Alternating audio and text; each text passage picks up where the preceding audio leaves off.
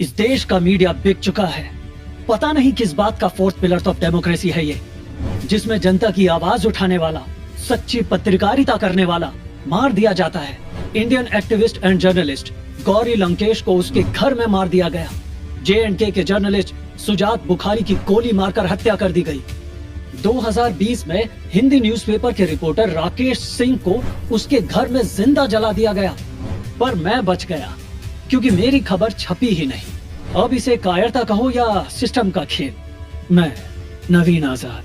1987 में मेरे पास मेरठ के हाशिमपुरा में हुए सबसे बड़े हत्याकांड की खबर थी, जिसमें 42 मुसलमानों को PAC के जवानों द्वारा गोली से भूनकर नदी में फेंक दिया गया था। एक गहरे घने जंगल में ले जाकर उन्हें एक एक करके मार दिया गया।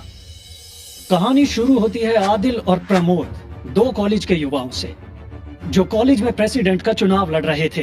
प्रमोद के जीतने का गम आदिल सह न सका और उसने प्रमोद पर हमला करने की साजिश रची। पर जब आदिल ने अपने साथियों के साथ मस्जिद से पत्थर बरसाए, तब प्रमोद बाबरी मस्जिद के विरुद्ध निकल रहे मोर्चे में शामिल था और उसका प्रमुख चेहरा भी था।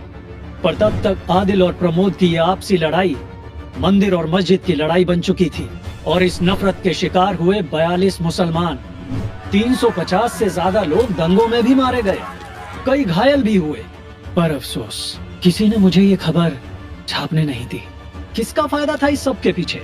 बड़े बड़े व्यापारियों का, नेताओं का, या सत्ता के लालच में गुंडाई करने वाले कार्यकर्ताओं का?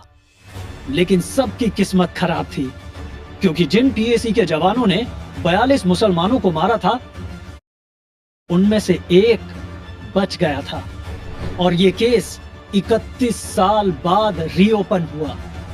लेकिन एक खबर ना छपने की वजह से सैकड़ों परिवारों को 31 साल तक जस्टिस नहीं मिला। ये है डेमोक्रेसी। पर असल में इस केस में हुआ क्या? कौन कौन है शामिल? अगर इस केस से जुड़ी मेरी पूरी डिटेल रिपोर्ट